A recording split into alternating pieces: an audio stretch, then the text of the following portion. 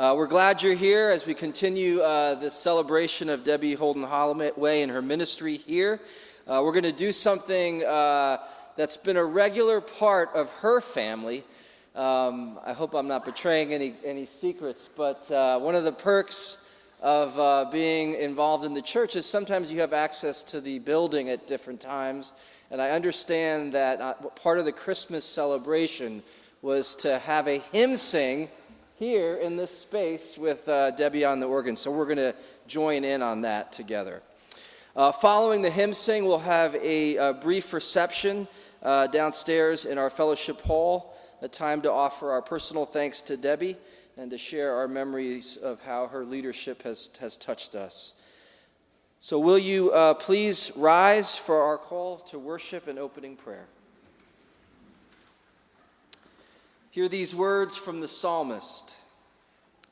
Make a joyful noise to the Lord, all the earth. Worship the Lord with gladness. Come into his presence with singing. Know that the Lord is God. God made us, and we belong to God. We are God's people, the sheep of God's own pasture. Amen.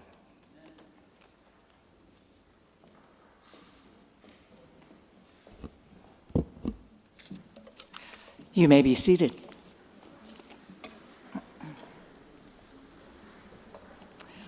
Well, hello. It's wonderful to see so many people out here at this hymn sing in honor of Debbi.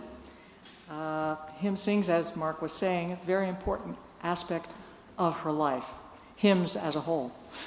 I'm Gay Grannon. I'm your host for today, and I'm a chancel choir member now, and I've worked with Debbi on a bunch of creative projects for the past 30 years. Now, let me tell you, I attended a Christian conservatory music program for my undergrad degree, but I learned more about hymnody from Debbi in 1 hour back in June than I did throughout my 4 years of my music program. No joke. Hymns encapsulate Debbi's personal theology, the hymn text being the most important. To Debbi, a great hymn is a marriage of text and tune. The tune needs to support the text, not the other way around. The music will drive the text further into the soul, helping us feel, understand, and embrace its truths. So it is important to have excellent, meaningful text. And it's the hymn text that is vital to the hymn finding favor with Debbi. She would rather have an excellent text and less than great tune instead of a great tune and less than stellar text. Martin Luther said, "Music is a fair and glorious gift of God." And Debbi agrees wholeheartedly with this statement, but adds, it's the words, the text, that give it meaning and makes it sing. Among her many roles, Debbi Holden-Holloway is a musician, scholar, and teacher. And this is what I've learned about hymns from Debbi's passionate belief. Hymns are essentially prayers. Prayers of lament, petition, confession, prayers of doubt, and prayers of faith. Prayers of praise, adoration, thanksgiving, and hope. So today I invite you to look at the hymns we will sing a little differently, perhaps. Focus on the text. Let your soul pray the prayer it contains. All right, so here's how today's going to go. We're singing 12 hymns chosen from a list of Debbi's favorites, and they span many different styles, religious denominations, and centuries. And Debbi has organized them by 3 stages in her life, ones that she has loved since her early years, hymns she fell in love with in the years from college and into her midlife, most often prompted by working with Jack and Joanne Rodland, and hymns that she grew to love in her later years. Both Debbi and Stephen are going to be accompanying us today with these hymns, along with some extra instrumentation and I don't know what all. They were making plans earlier this afternoon. So a lot of it's a surprise. The pattern for working through the hymn list is going to go this way. I'm going to give you a bit of a context for the hymn in some history and purpose, and then we'll sing all the verses of the hymn. Everything is found in the in the hymn book, except for the final hymn, which is on the sheet you were given when you came in. So I'm curious, how many sopranos do we have in the house? Yay. How many altos? Tenors? Wonderful. Come on. And basses. Fabulous. Okay. So we'll, as is our tradition here, we'll sing the first and last verses in unison, the middle verses, however many of them there are, in parts. And Debbi and Joanne before her have written many descants to the hymns. I'm an alto, so I don't know any of them. But I think the descants were given to the choir sopranos this morning. And if you know them, please join in singing them, and they will be sung on the final verse. All right, let us begin. So we are at section 1 with the hymns that Debbi has loved since a very early age. And the first one we are going to deal with is, hymn number 442, The Church's One Foundation. Now, this hymn was written in the mid-1800s during a time of dissension between the Anglican Church of England's traditional religious views and those espousing liberal German theology. In 1866, Samuel Stone, who was a curate of Windsor Chapel at Windsor Castle, wrote 12 hymn texts based on the 12 articles of the Apostles' Creed. The hymn we're going to sing is based on the 9th article, which reads, "I believe in the Holy Catholic Church, the communion of saints." The text was set to music in 1867 by Samuel Wesley, grandson of Charles Wesley, and has become one of our best known and most loved hymns. Our hymn book has all 5 of the original verses, which we will now sing. Please stand while we sing hymn number 442, The Church's One Foundation.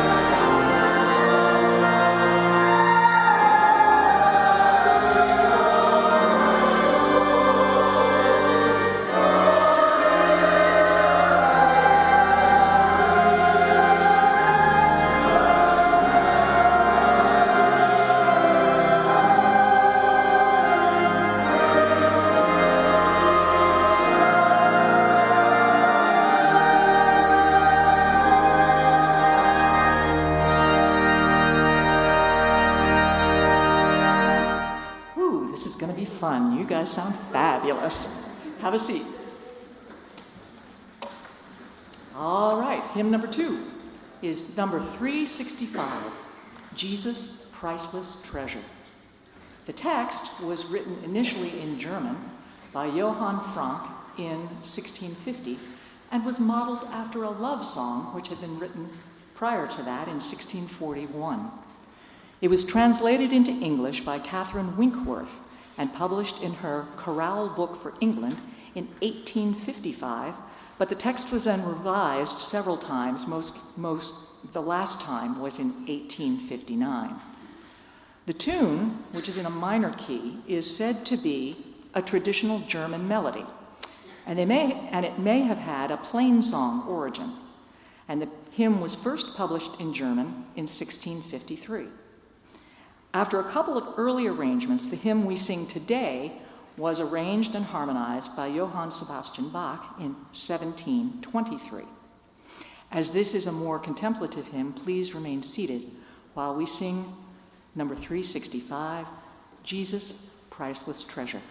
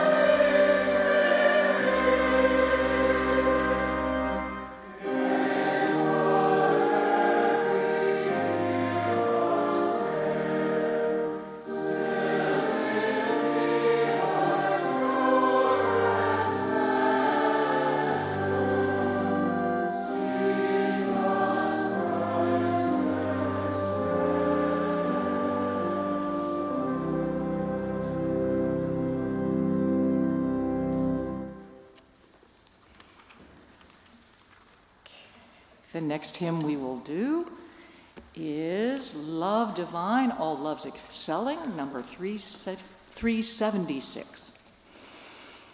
This text was written by Charles Wesley in 1747 and was published that year in a hymn collection.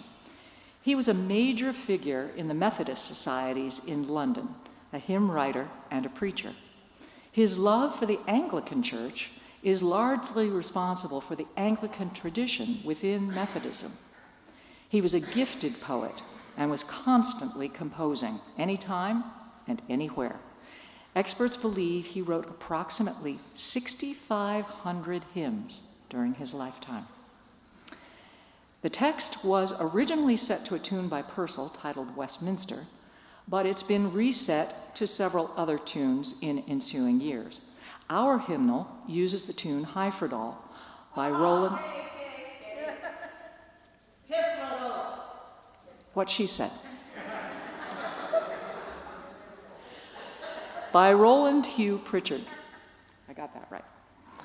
And it was published that way in 1918 by the Presbyterian Church in Canada. And it remains popular to this day. In 2011, it was used in the royal wedding of Prince William and Catherine Middleton. So please stand as we sing hymn 376, Love's Divine, All Loves Excelling.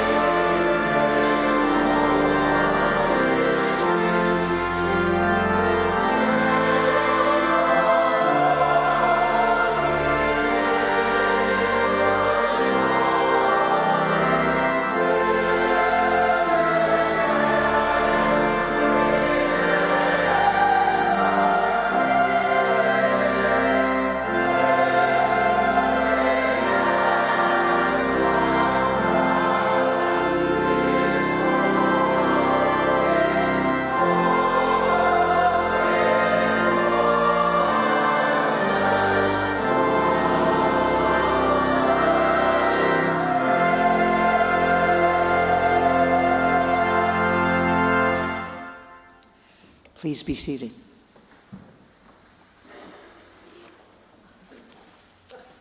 The last hymn in this section is hymn number 320, The Lone Wild Bird, which Debbi said she actually knew as an anthem before she discovered it was a hymn. It was written in 1925 by an American, Henry Richard McFadden, the Presbyterian minister located in North Carolina. It was written on a single Sunday afternoon and was sent then to a national hymn writing contest where it won third prize. David Johnson set the poem to the tune Prospect from the Sacred Harp hymnal and harmonized it. And it was published in 1968 in a book of 12 folk songs and spirituals. Stay seated for the singing of hymn number 320, The Lone Wild Bird.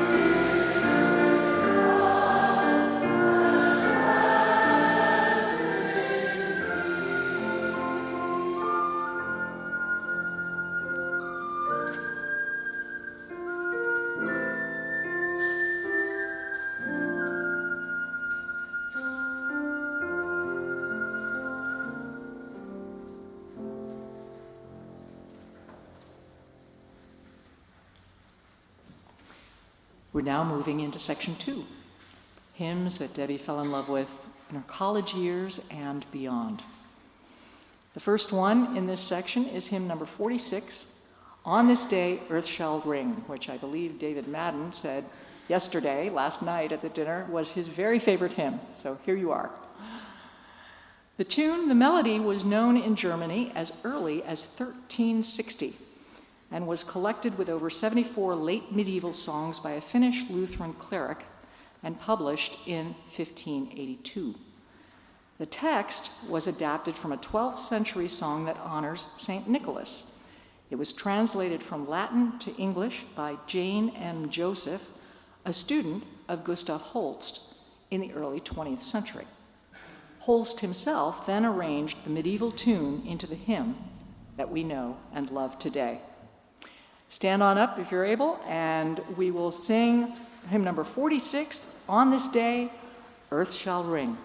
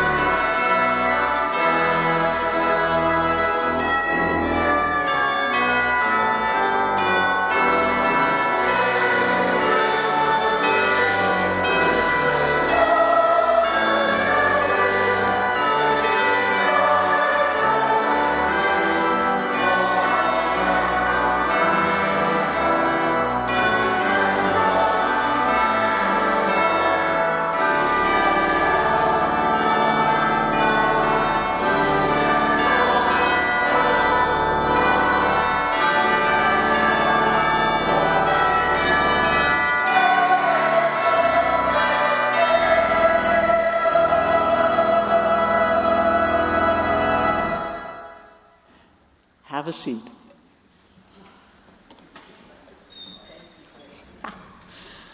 From the smiles on everybody's faces, I think this is one of the favorites of this congregation, of everyone. We move now to hymn number 192, God, Our Help and Constant Refuge. The tune was written by Herbert Howells, an Englishman born in 1892. And it was written in 1930 due to a request from a friend, an editor, and a teacher. The tune was written very quickly, over breakfast one morning, and it was published in 1936. But by then, the original tune name was changed to Michael, to honor Howells's 9-year-old son who had died of polio the year before. The text was written by Fred R. Anderson, pastor emeritus of Madison Avenue Presbyterian Church in New York City, and a prolific hymn composer. It's an adaptation of Psalm 46 and was composed in 1986. Fred Anderson is the same author that wrote the text for Debbi's commissioned hymn, which we'll sing later today. But right now, stay seated while we sing number 192, God, Our Help and Constant Refuge.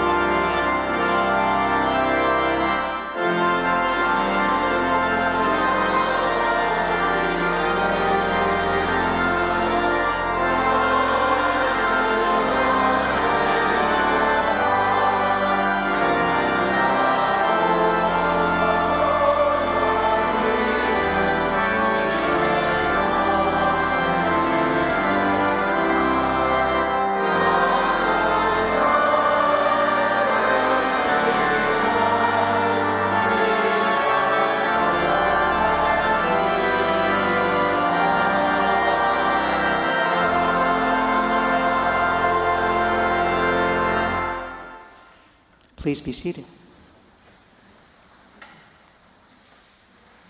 Our next hymn for this section is hymn number 172, My Shepherd Will Supply My Need. This text was written by Isaac Watts, considered by many to be the father of English hymnody, and was published in 1719. The text is a paraphrase of another psalm, Psalm 23, the best known and most beloved of the Psalms. Watts wrote approximately 700 hymns during his lifetime, sometimes writing as many as a hymn per week. The text is most often used with a tune called Resignation, which is what is in our hymn book. It's an Appalachian folk tune, and the hymn with this tune was first published in Southern Harmony Hymn Book in 1835. So please stay seated while we sing number 172, My Shepherd Will Supply My Need.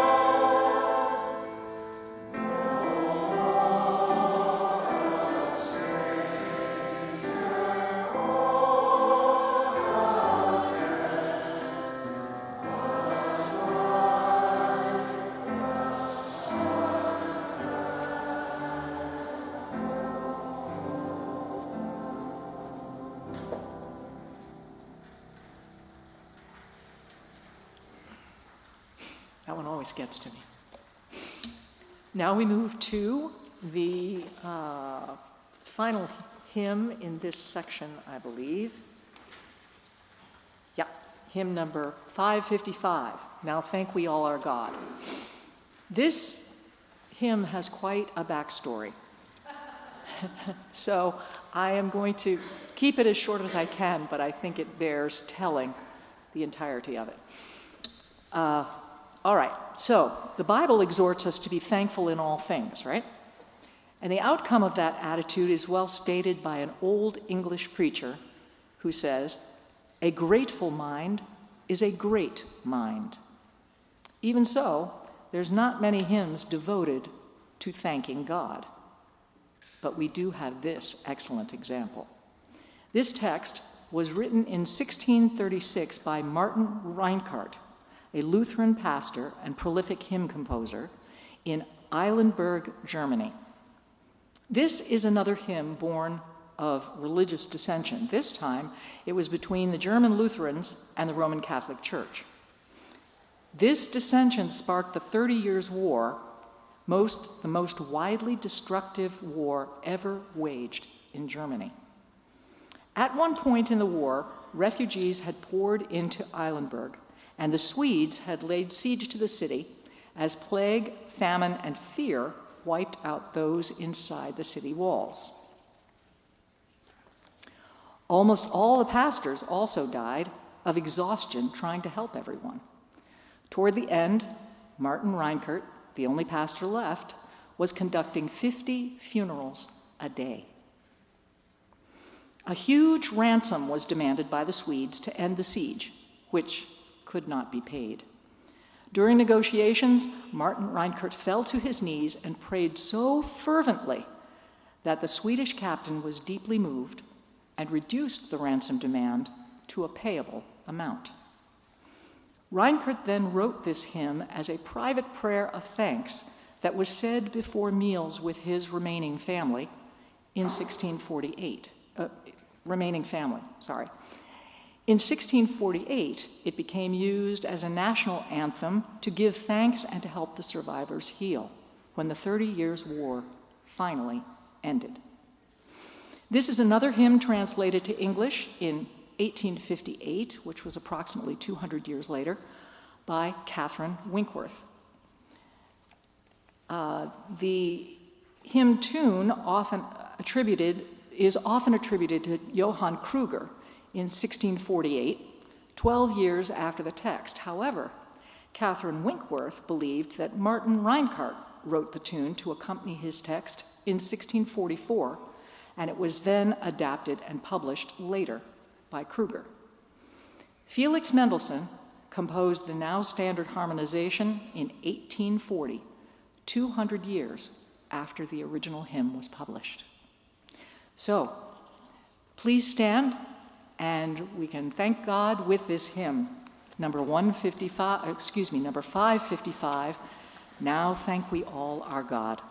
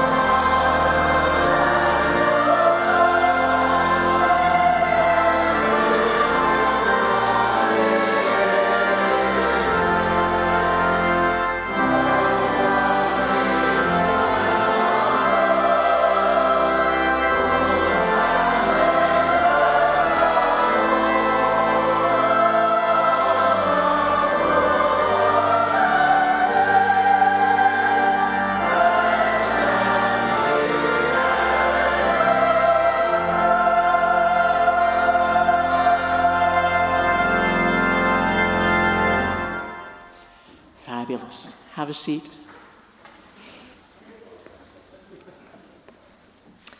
All right, we move back to another wonderful Christmas hymn, number 34. In Bethlehem, a babe was born. This is actually one of the more contemporary hymns that we're singing today. The text and the music was written by Barbara Mays in 1986. The harmony was then written by John Weaver in 1988. Before writing several hymns, Barbara Mays served as an administrator, a teacher, a writer, and an author, mostly with Quaker schools and publishers. She also co-founded the Friends Preschool Academy in Muncie, Indiana. So please stay seated while we sing number 34, In Bethlehem, a Babe Was Born.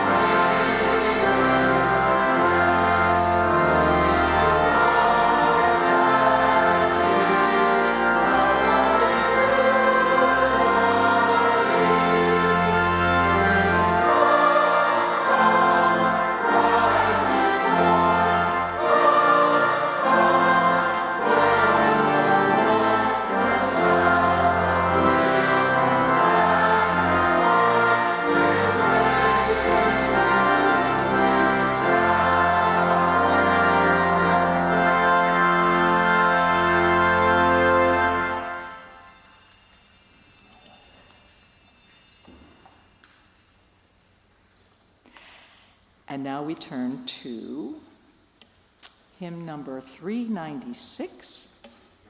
Just make sure that's right. Yep, hymn number 396, Oh, for a Closer Walk with God. This text was written in the mid-1700s by William Cowper, who earlier was discharged from a mental hospital and went to stay with a local evangelical clergyman and his wife for a week. That week extended to 22 years. After the death of Morley Unwin, the clergyman, his wife Mary became ill and it was thought she would die. This triggered Cowper's deep anxiety and depression again, and he prayed for her constantly. This hymn text was written during one of the deep intercessory periods of prayer, and his prayers were answered. Mary recovered. The tune is the hymn tune Caithness, a 1635 tune from the Scottish Psalter, and it's the one used in our hymnal, although the text was set to at least 6 other hymn tunes through the years. So now please stay seated while we sing number 396, Oh, for a Closer Walk with God.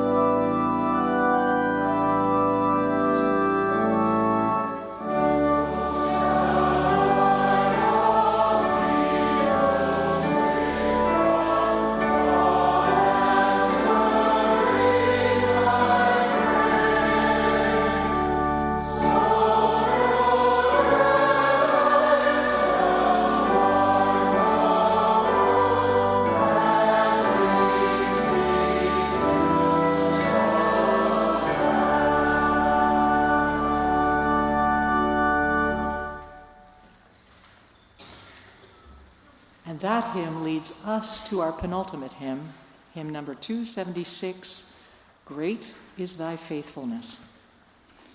This text was written in 1923 by an American, Thomas Obadiah Chisholm, who was born in a log cabin in Kentucky. He also suffered from ill health throughout his life, but was a prolific poet, ultimately writing approximately 1,200 poems. He sent several poems to a musician friend, William Runyon, and Runyon was especially moved by the text for Great is Thy Faithfulness, and he prayed for special guidance as he composed the music. The hymn was then published privately by Runyon in 1923. In the mid-20th century, it was discovered by Dr. Will Houghton of Moody Bible Institute in Chicago, and it became the unofficial theme song. George Beverly Shea and the Billy Graham Crusade Choir then popularized it around the world. So please stand, and we will sing hymn number 276, Great is Thy Faithfulness.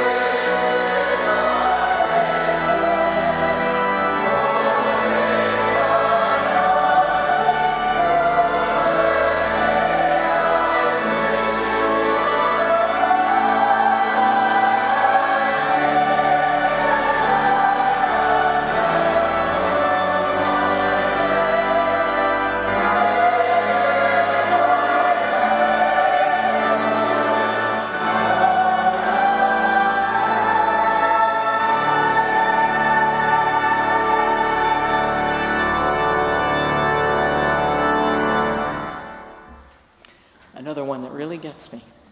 Have a seat. And we are now on our last hymn, which is the hymn on the hymn sheet that was given to you when you entered. So you can put your hymn books back. And this is the hymn that was written in June of this year to honor Debbi on the occasion of her retirement after her 34 years of ministry to Westside. The text was adapted from another psalm, Psalm 149, by Fred Anderson. He's the pastor emeritus of Madison Avenue Presbyterian in New York City, also a scholar and author of numerous articles, books, hymns, and metrical psalm texts, like this one. The music was composed by Margaret Burke, a conductor, composer, and vocalist who is, in her words, dedicated to the transformative power of choral music. In an interesting tie to our church, she was at one time a student of Joanne Rodlin's oldest daughter, Kathy, up at St. Olaf College in Minnesota. So please stand for our final hymn, and we will sing, "O Praise the Lord, Sing unto God."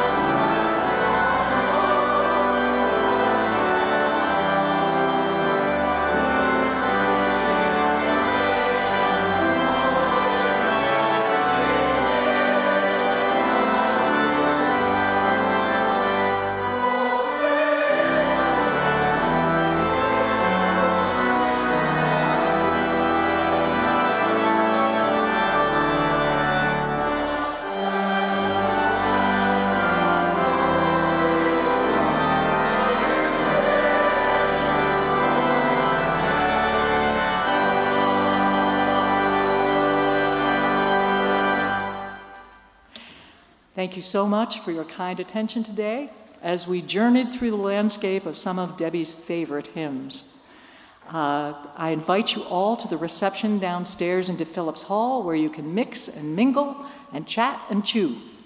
Thank you again. Oh, I gotta change my shoes. What'd she say? I gotta change my shoes. No, not her, her. I'm leaving Yeah, oh yes, Debbie's gonna... Thank you, Cheryl. But she has to change her shoes, so...